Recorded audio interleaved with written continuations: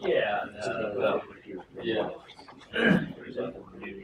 It's too bad the bar's not stopped. Let's go with that. It was earlier. Well, Yeah, you got here first thing this morning.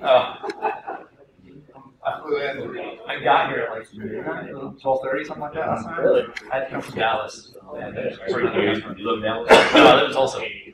I was here Sunday. I flew home Monday and then flew to Dallas and then flew back here. You're not sure what time zone it is, aren't you? Exactly, yeah. But it's okay because we bought a house like 3 weeks ago, so I don't have to come back to box it. My wife took care of it. Can you find the house? You know where it is? Yeah.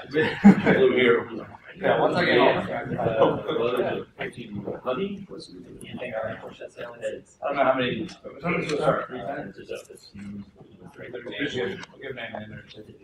Okay, so somebody will come in late here in just a few minutes. I don't know who it'll be, but somebody walk in. When they do that, I'm going to say, let's see, so, and then the Pope said, I don't even have it all. And everybody laughed like it's the funniest joke you've ever heard.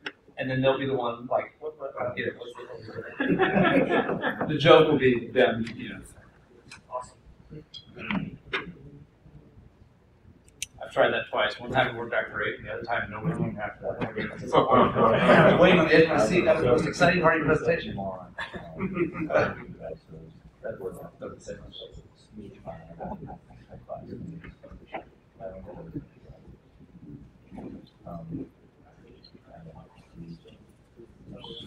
So who You're going to do this classic or probably, yeah. Normally when we write one. So, well, let me start there. Who's heard of MobiSec?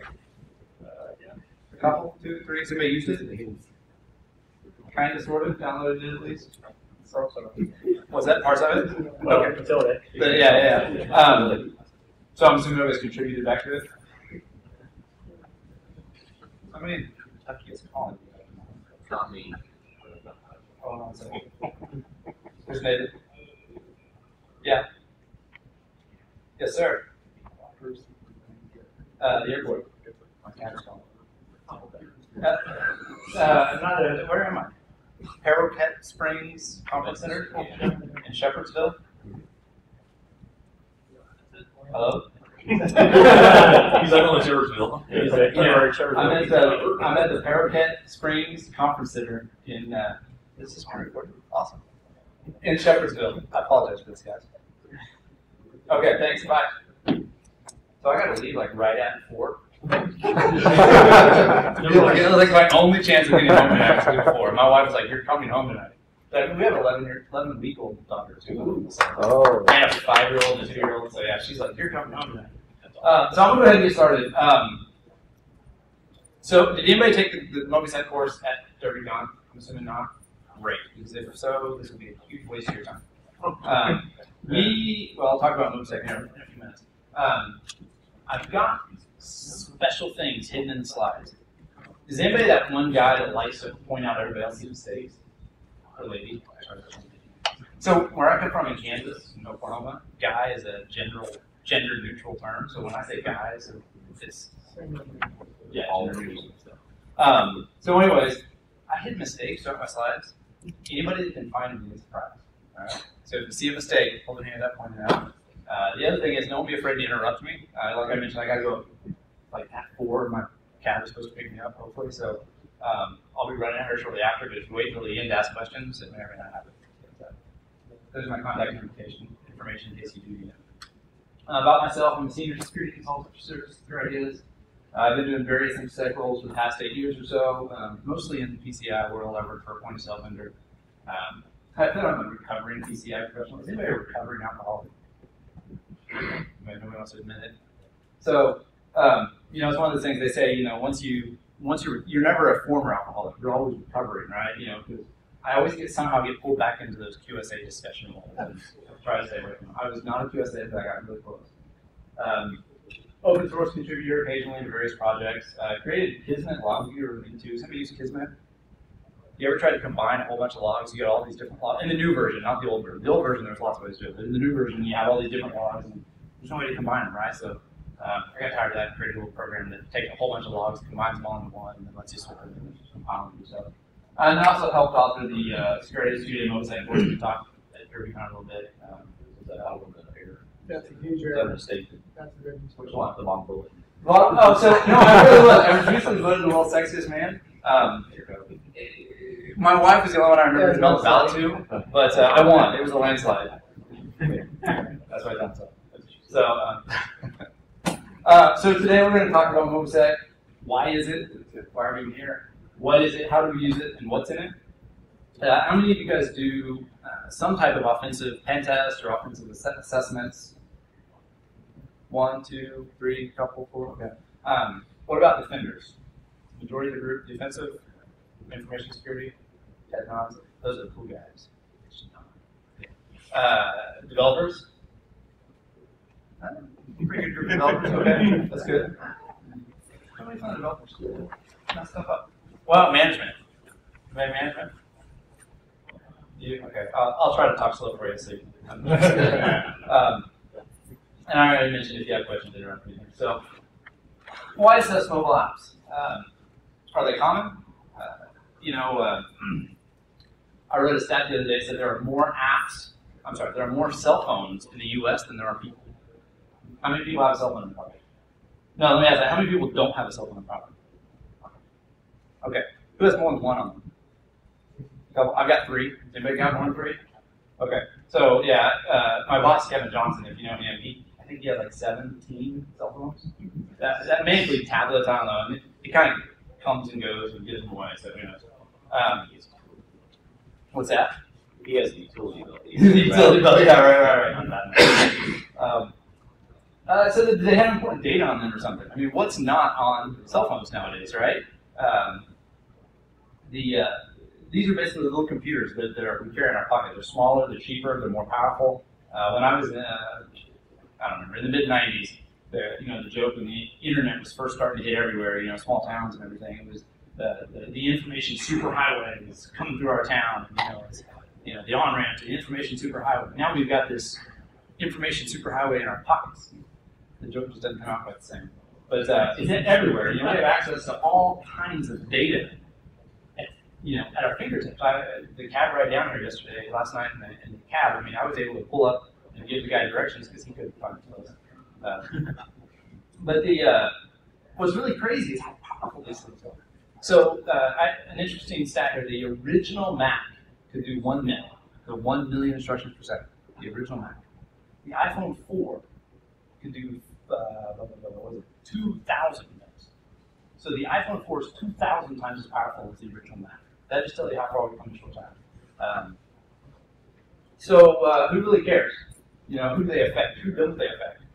My bank has an app. My old high school, they've gone away with textbooks. Everything is on iPads now. They hand out iPads to every student, every teacher, and everything. They don't have any textbooks. So you can imagine the grading, all the teachers' applications, all that is handled through iPad apps. My healthcare benefits. The company that we use does all of our HR stuff, all of our healthcare, all of our 401k and our flex spending accounts and all that. They do it all based off of mobile apps. And then also, this is really neat, smartphone. I don't have this listed there, sorry, but smart home products. Have you seen, if you go into Lowe's now, a lot of them up in the front, they've got a place where they have all these neat things you can do in your home. You can turn lights on and off automatically. And you can have the smoke monitors and your cameras and all connected to a single hub and manage the whole thing from a smartphone. So, imagine what you could do. We've actually tested some new products for this kind of stuff where you can actually, you pull into your neighborhood and the GPS sensor in your smartphone sets off an alarm. It connects back through your phone, over the internet, to your home router that opens the garage door and turns the lights on so it's there ready to go with the pull up. It's just amazing stuff. The thing is, really we're not making the same mistake that we did with last technology. During lunch, I had lunch with a couple of guys, and we were talking about, what's new and what's cool about mobile apps, and what are the different things, and what are the special vulnerabilities. And the thing is, there's nothing special. It's the exact same vulnerability. When we test mobile apps, occasionally we find buffer overflows and stuff like that.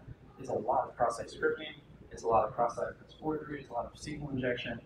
It's a lot of developers putting comments and code that they think nobody will ever see because it's compiled. Stuff like that. It's the exact same types of vulnerabilities and types of issues that we saw 10 years ago. Stuff that when we said, oh, this is web stuff, we'll get this figured out in one effect. Prior to that, it was every technology. We seemed to keep recreating the same types of vulnerabilities. And I think part of it is my own personal opinion. I think part of it is a lot of the developers that are developing mobile apps didn't come through the web app phase. They didn't get through that. They're young guys. They want to do the new cool hip thing, and so they're just repeating the same thing. They're going to Stack Exchange. Does everybody know what a Google programmer is? We figure out how to do something. Yeah, everybody's a Google programmer, right? That's redundant. Yeah. It's called programming. Programmer. There you go. So you search for Google, you search for your code, you copy and paste, and you're done.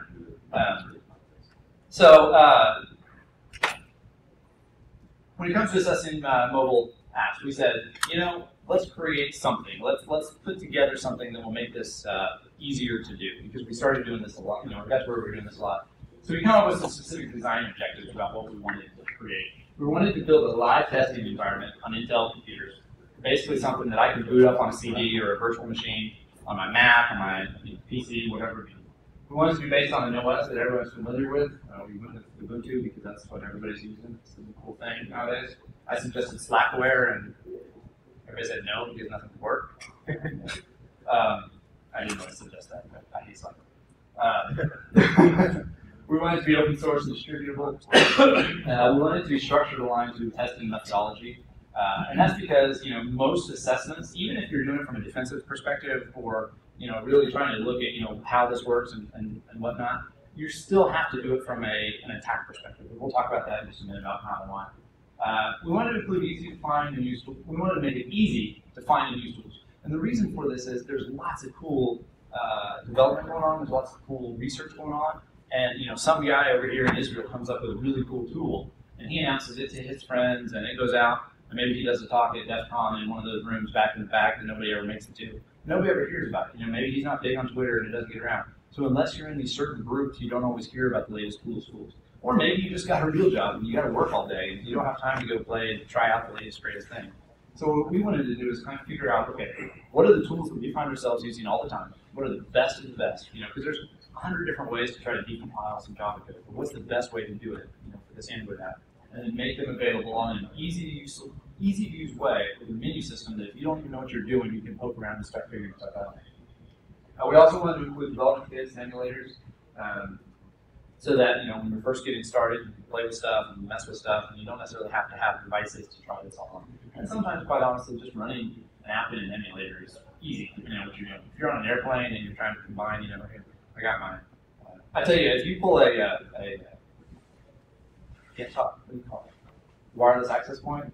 And you set it in the seat beside you in an airplane, and you try to run it off of a battery pack and stuff like that. You get looked at. Really fun.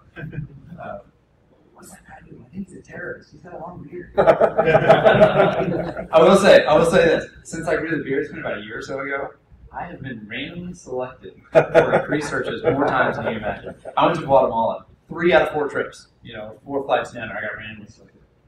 Anyway, we also wanted to be customizable. The idea was that you can take, let's say you run an internal group that does, pen testing or any kind of, even development testing. We wanted you to be able to take this, maybe add your own tools. Burp's a great example. We have the Burp suite on there. You can take it, you can, add in your site license, you can do stuff like that, and then re-put it out there for your team to be able to distribute it. And then we want to make it updatable. Obviously, we don't want tools out there that are years old. How do you redistribute it? Do you use your matrices and just repackage it back as a ISO again? That's one way. The other way is building it into a virtual machine. That's how we generally do it internally, is we build it as a virtual machine and then hand it out to everybody, because we're going to make a virtual machine out of it anyway.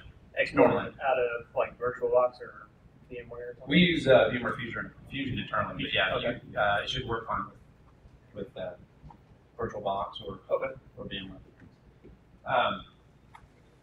So the OWASP MobiSec Live environment is officially an OWASP project. There hasn't been a lot of development on the OWASP side. It was selected and it's just kind of set itself for a little bit. What is it? It's a live environment for testing mobile environments, including devices, applications, supporting infrastructure. So you've got the actual hardware, the devices themselves. We don't do a lot of that kind of testing. It's doable and it can be done, and we've got a few tools on the system to do it, but that's not something we do commonly. For testing the mobile apps themselves, and then also for the supporting infrastructure. It's very similar to Samurai WTF, and is everybody familiar with Samurai WTF? That's the web testing framework, regardless of what you may have thought. And then Kali Linux. This is really funny. So this is the logo, right? We have one of those web companies where you go and you say, here's our idea, and here's what we're doing, and here's what it's going to be, and here's the name of it. Build us a logo. And then people come out and they create logos, and they throw them out there. We pick the best one, and that person gets paid for it. You know, kind of a reverse auction type thing for graphic artists. So we selected this. This was the one that we went with. And one of the guys, kid, I don't remember, he's 10 or 12. He's like, wow, Dad, that looks just like a Pokemon ball. And we went and looked it up, and I don't know if you know what Pokemon is or know what the ball looks like. It really does. It looks very similar to that. So we haven't been sued for trademark infringement yet, but we'll see what happens. We did want to go with the logo, catch them all. Because, you know, you got Samurai, you got Kali, you got MobiSec, but we decided that'd be pushing it too far. So it was a DARPA CFT project. The DARPA CFT program was Cyber Fast Track is what it stood for. If you're not familiar with that, it was a great program. Mudge from the Loft Group was a program manager at DARPA, and he basically found a way, they created the program to be able to get cash in the hands of hackers to develop cool ideas. You know, people who had an idea and kind of wanted to run with it and see what could happen and come out with it, but they didn't have the startup money to get going. That's what the DARPA CFT program is all about. So this was a project that was with that. I think that's finished now. Is it now? I'm sure. Well, so it's for sure finished right now. Okay. Just because the government shut down. So Yeah. it might be back once they finish some kind of budget agreement. Don't get me started on politics. So, like I said, it's an open source project. We do a lot. I mean, the vast majority of the work stuff we do is secure ideas that we development, that kind of stuff. We always release back to open source.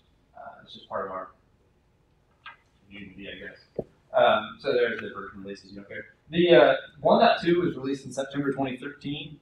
That was actually coincided with the DerbyCon class that was taught last week. But we had a problem with something, and we had to pull it down, and there's something that's not quite being right, so that's being fixed, and we'll be back up. I don't know if it'll still be 1.2 or it might be 1.3. Like, another week or two, we'll get back in. So the MobiSec build, is designed to be run as a live environment from DVD, USB, virtual machine, whatever. The hardware and VM specs pretty straightforward. Single process was great. You know, it's everybody says, oh, you know, here's the RAM we need. Nobody ever says, oh, but less RAM is okay, right? You know, more is always preferred. I usually run with 2 gigs of RAM, and I'm good. You know, the Mac has 16, and I could go more, but 2 is pretty much all I've ever needed.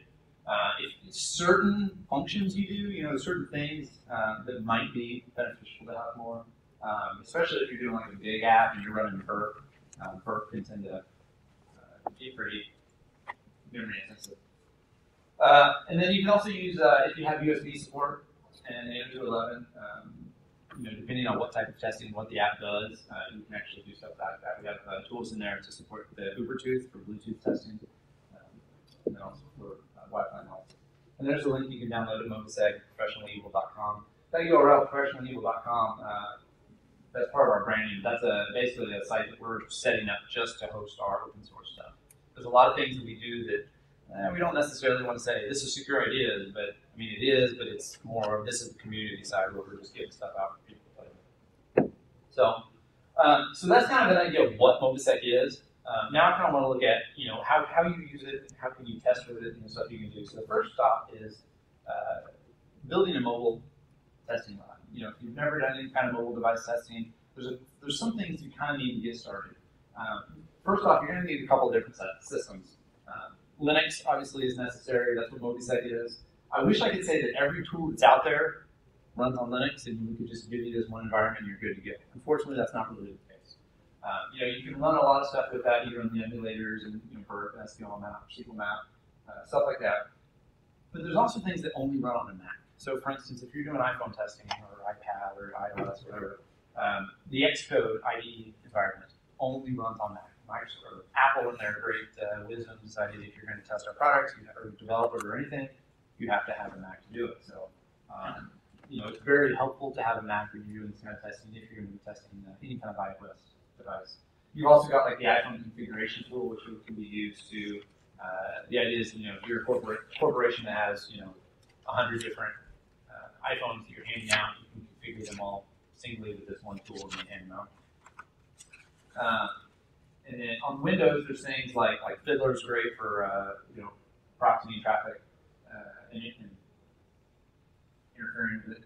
And then you got rooting tools. So there's a lot of things. For instance, I've got here I've got the Google's Nexus. It's actually LG, the Google Nexus 4. The rooting tools for it are pretty much only available on Windows. So usually what I'll do is I'll have MobiSec over here running this virtual machine, and I have a Windows environment running over here in this virtual machine, and you can use whatever tools are necessary. So, nobody's not even mistakes yet. Come on, guys. Basically, I always heard that they put the best speaker at the end of the day to keep people at the conference longer, so nobody goes home early. Not even in addition to different operating systems, you also kind of want to look at having multiple devices and different device operating systems.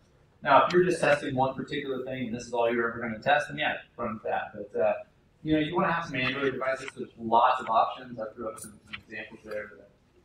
Google's own Nexus line. You've got the Galaxy S line, Motorola, so on and stuff. You've also got a lot of different variations of the operating system. So you've got 2.3, 3.2, 4.0, different versions of the one.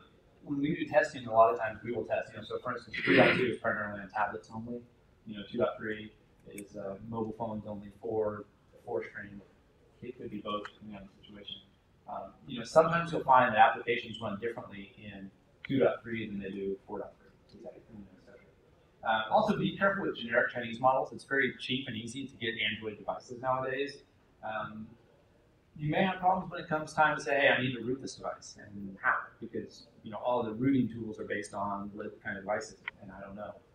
Sometimes certain things don't work. I had a cheap Chinese tablet that the proxy settings were just not there. Like you couldn't set proxy stuff at all, and I couldn't root it to be able to add in a different firmware.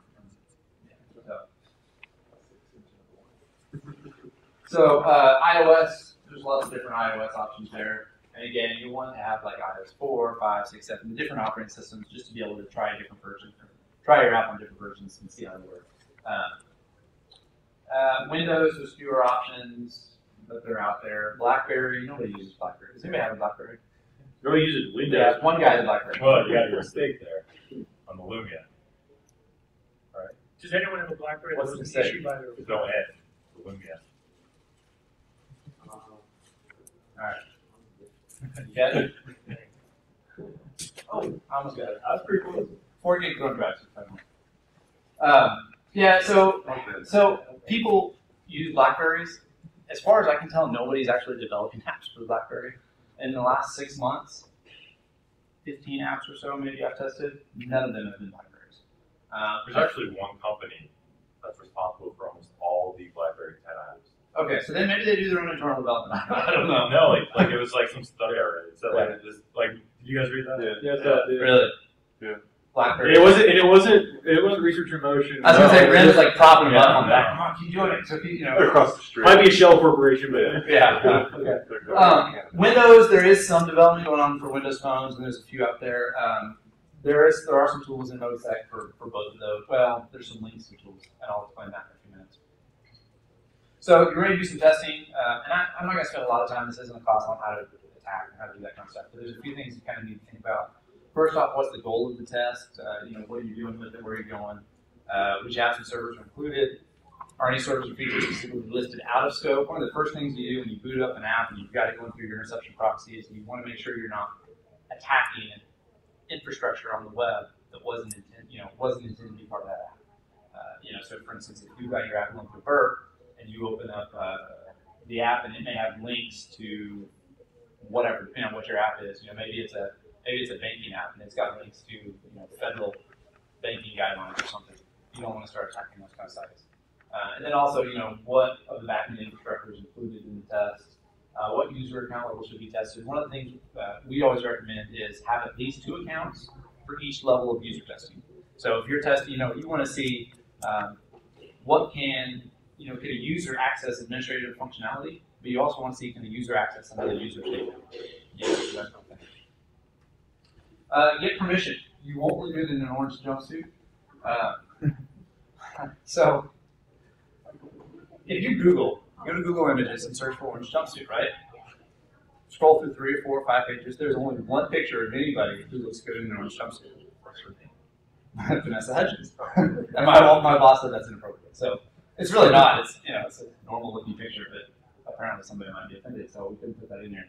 The goal is nobody looks good in an orange jumpsuit, so make sure you have permission to test. More importantly, make sure the person who's giving you permission has authority to give you permission. You don't want your boss to say, "Yeah, that's great, that's okay," and then find out that their boss was like, "No, they shouldn't be allowed to do that." So now we're actually ready to test. We got a few developers in here, so I put it in a slide because there's a big difference between how developers think and how attackers think. Developers focus on making things work, right? You've got your requirements determination, you've done your internal, external design, you're walking through the SDLC, and you're thinking, what do I make this do? How do I do this? Here's my structure. And they think in terms of making the app do what it's intended to do, or how to do it better. The problem is, to be secure, they have to do it 100% of the time, right? They can't make any mistakes. Attackers are focused on making it work. How do I think about what the developer intended to do, and then try to make the app do something that wasn't intended? The great part about that, in my job, is you only have to find one flaw, right? You find one way to make it break, and then you abuse it. Really what that comes down to is proving a negative. So you're proving that there are no flaws versus proving a positive, proving that there is at least one flaw. If you've ever had any kind of logic or didn't go to a public school, you might know that you can't really prove a negative very good. I'm sorry, did anybody not go to public school? I just insulted all of you, I'm sorry. He brought up politics, I'm just going to wait on him. MobiSec is built for both. It does have a bend towards attack because really that's what you're doing when you're assessing an app. You're trying to break it and find the flaws. But really, we designed it so that developers who have never thought about how do I assess this app, all I know is how to build it, can jump in and get to using stuff and poking around. At SecurityS, we do a lot of training, a lot of developer training specifically, trying to teach developers how to think like an attacker, how to use attack tools, so that when they bring us in for an assessment or any kind of engagement, that we can, they've already covered the simple stuff. I mean, as much as cross-site scripting and SQL injection is fun and fine, it kind of gets boring after a while, right? We want to find, Jeremy at lunch said, I thought you guys were doing cutting edge cool stuff. Yeah, that'd be great, but people keep making the same boring mistakes, so we keep finding the same boring stuff.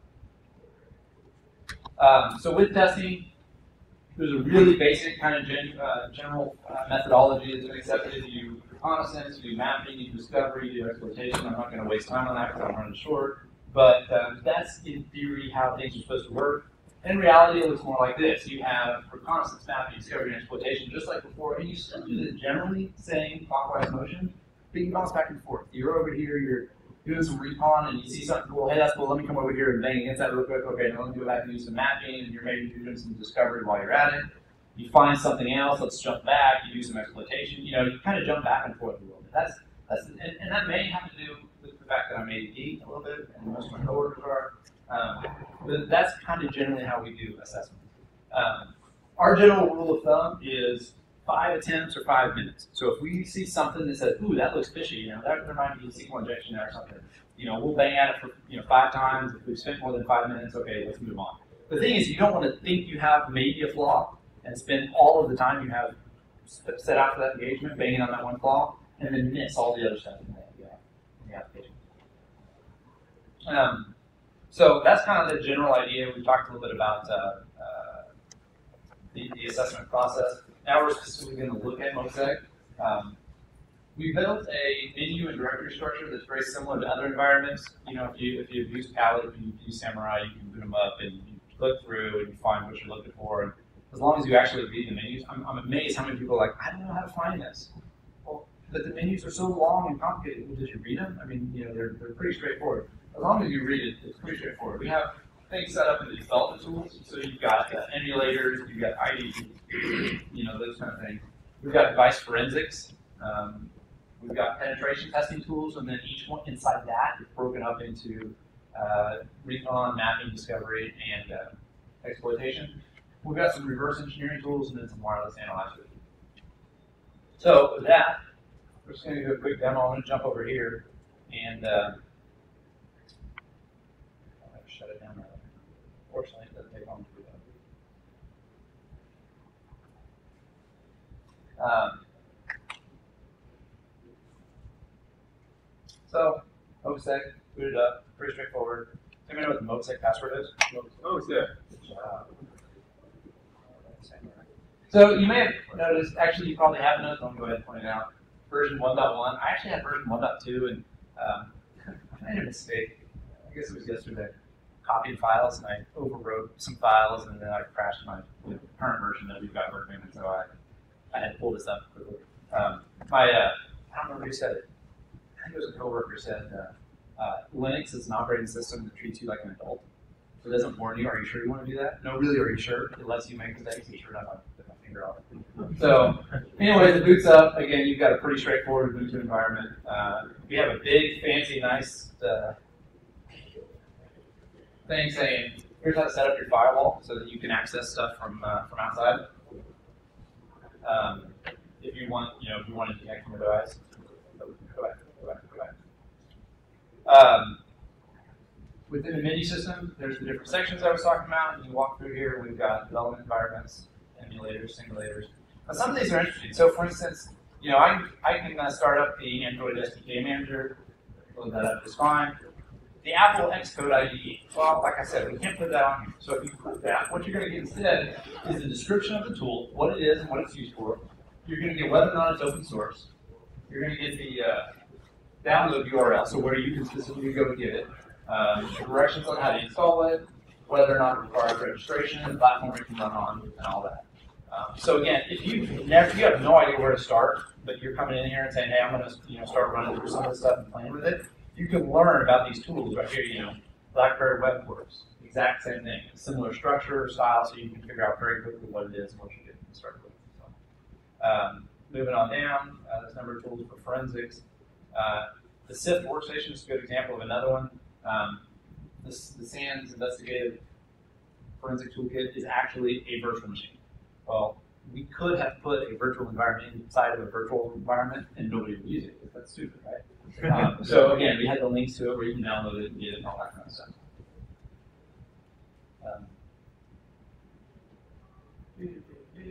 So that's basically, we're not going to walk through here and test out each one of these and try them, but I am going to walk through these back in my PowerPoint.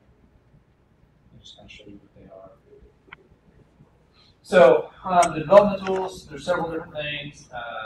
The Android SDK for development, editing applications, whatnot. The Android emulators, the Eclipse IDE. Android Labs is kind of neat. That's the security compass.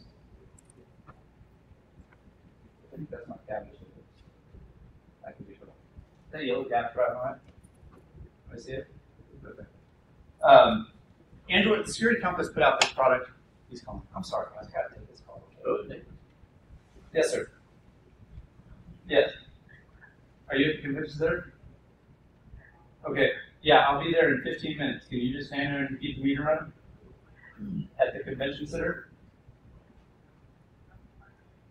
Yeah, just wait right in front. About 15 minutes. I'm driving right up by the airport, and I'm leaving at 4. So you're welcome to just hit your right now. Okay, yeah, just wait there. I'll be down there in a few minutes. Sorry about that, guys. If he's not there, I'll still be here. Okay, thanks. So, anyways, pretty straightforward. The Security Compass, the Android Labs. This is a neat little product. Are you guys familiar with like Hackney Bank and you ever heard of Matilde? If you're not aware of that. Stuff like that are like designed to be vulnerable so you can test. Security Compass developed this Android Labs product exactly like that. It's a vulnerable application, mobile application. You can run it in the Android emulator. You can run the server side of it within MobiSec, and it's a lot of fun. It's a good way to get your feet wet. Device forensics, several forensics tools. I'm not going to walk through these. I wish I had a little bit more time to do it.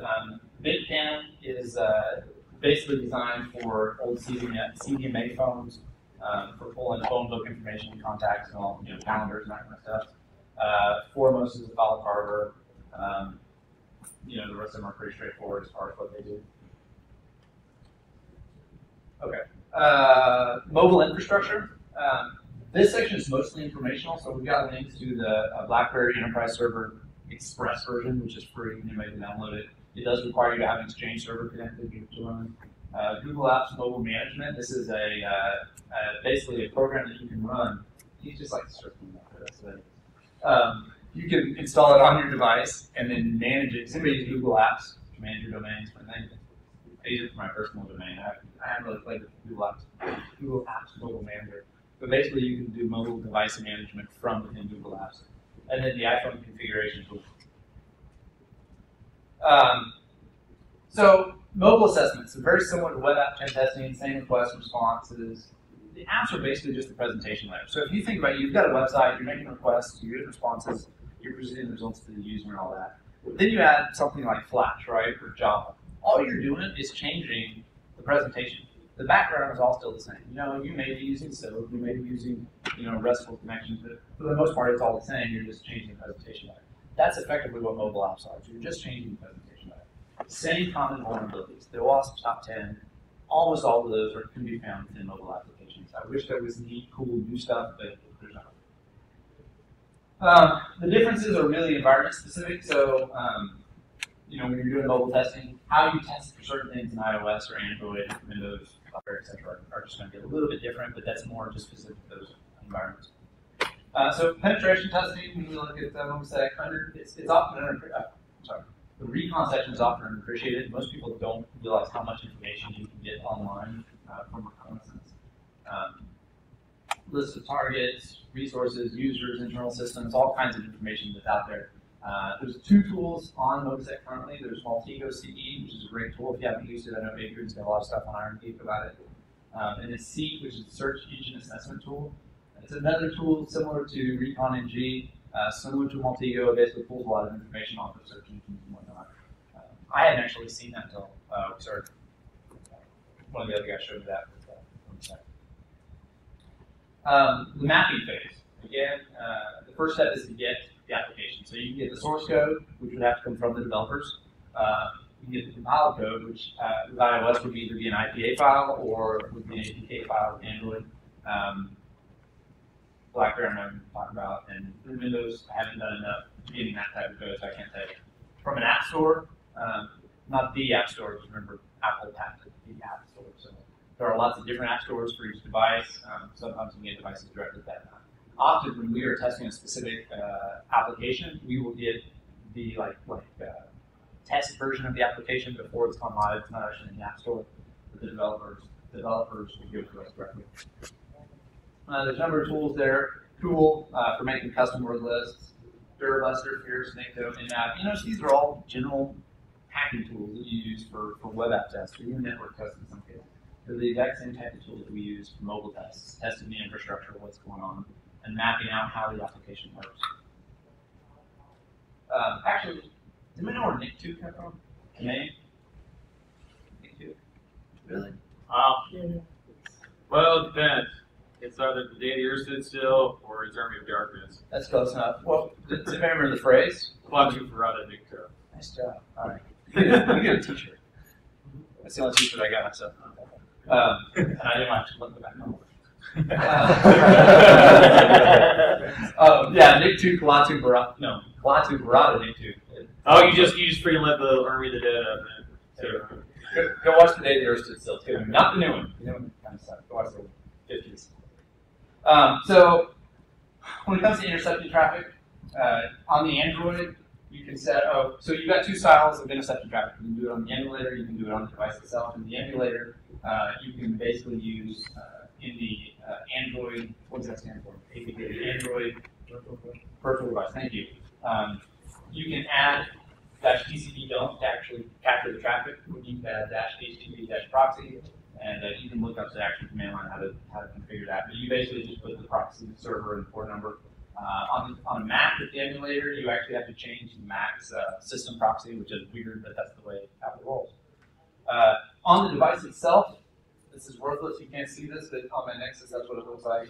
In the IP settings, so for instance, you connect to the Wi-Fi, you go to the IP settings, you change proxy settings to manual. Usually it's none, and then you put the server and port. On an iOS, it's also in the Wi-Fi settings. You click on it, you change proxy from off manual, and then put the server in the order. Remember in MobiSec, that big file where it talked about changing the firewall? That's what you want to do. You change the firewall in it locally so that you can access stuff from outside, and then you change your device to connect to it, and then you can connect to interception proxies. Interception traffic, HTTPS traffic. So the goal is you want to be able to man in the middle SSL traffic, so you can actually see what's happening, what's interacting. The first thing you got to do is install the proxies root cert on the device. So for instance, burp and zap. And I apologize, I'm kind of running through some of this, assuming that you guys have some experience with assessment. There's lots of information about these tools that I'm talking about out there, so I don't really want to run over all of them. But for iOS, it's very easy to install root certs. You basically browse to it wherever it's hosted. If you're using burp, you can do http://burp/cert. Just download it, import it, you're good to go. On Android, it's more complex. Google it. There's some information out there on how to do it. Basically, you have to export it in something like Firefox. Use OpenSSL to change it to a different format. Save it to Android, and then you can install it. So when it comes to penetration testing, making and testing, the goal is to make and test discovery. Penetration testing discovery. This is where we're basically taking what we found with mapping, and we're looking for the specific vulnerabilities, testing assumptions we can make about how things develop, looking for common vulnerabilities, looking for architectural mistakes. Burp I've talked about. Mallory is another TCP UDP proxy, which is great for if you have applications that don't just make HTTP or HTTPS connections, if they're using some other type of protocol, which is rare. But if you were ever to run into that, you can use Mallory for interception nodes. W3AF is the Web Application Attack Audit Framework. And it's great for, it's got a whole bunch of different checks that you can go through there and say, I want to run this, I want to run this. Never check all of them, because you'll crash stuff. It wasn't meant to run all of them. But select which ones you want to run, play with it. Once you get a standard, here's my test I'm going to run, now you can script it. You can run it from the command line and just run that over and over again. And then ZAP is the Z attack proxy from OWASP. ZAP is free and easy to use and out there supported by OWASP, has a lot of development going on, but it's not quite as easy to use it in my opinion. Then we get to exploitation. Exploitation is the coolest sounding part of any kind of assessment, but it's really the shortest, smallest part. I think Jeremy talked about, 20% testing and 80% Microsoft Word is generally what our job is. Yeah. Right about. So, we want to verify the vulnerabilities we found. We're really focusing on data and business functions. Hey, I found this flaw. Okay, what's the point? What can I actually do? And then, successful exploitation normally is going to start a new mapping and discovery phase. So I broke this. Now let me find out what I can iterate through because of that. Lots of tools on there. Again, all common stuff you've seen before in other talks or other places. SSL strip and iSNIF are great. SSL strip was written by Moxie Marlinspike, and the idea is to be able to strip out SSL traffic. So, the user makes a request over HTTP. They think they're making a request over HTTPS. You strip out. You make the request via HTTPS to the server. You get the response back, send the response back as HTTP to the user, and then from then on, you can sniff the rest of the traffic in HTTP. The SSL part is just gone. iSNIF is a derivative of that. It was built specifically for iPhones, and so that's in here. You can run that. We also added the smartphone pen test network. Framework that Georgia Weidman, put together, and it's designed more for attacking users of devices. But it's in there as well. And then, so the reverse engineering tools, a lot of these APK tools basically takes your Android code and reverse engineers it back to something more readable. APK inspector, Vexajar, Flaw Finder is a source code analysis for C and C++. Works pretty well on the Java stuff sometimes for finding common vulnerabilities. strace is great for running system calls in Linux, and Android is basically just a Linux device. Most of these are going to be Android-based tools because that's where most of the reverse engineering stuff is going on right now. There's not a lot out there for reverse engineering iPhone apps right now. And then wireless analysis tools, it's pretty straightforward, but we've got Kismet to be able to analyze wireless stuff. For the most part, that's not going to be necessarily for applications, but maybe for devices. Ubertooth for Bluetooth testing, and then Wireshark and Aircraft UG, of course. So what's next? Go home, download it, use it, play with it, suggest changes. We had somebody say, hey, why haven't you guys made changes? Or why haven't you updated it? Well, nobody, we've got a certain group of people that are requesting and saying, here, add this, add this. Get involved. It's an open source project. It's on SourceForge. We definitely encourage help and assistance on that. Any questions? Sorry, I know I ran through that guys really fast. I kind of started out slow and got going, but I've still got 2 minutes to get my cavity still down there. So, everybody good? All right, everybody's still awake. So I appreciate it. I've got stickers, little stickers. I think everybody got one, but if you did, come get it. And other than that, have a good. I guess it's on Thursday, so have a good weekend. Have a good rest of the conference.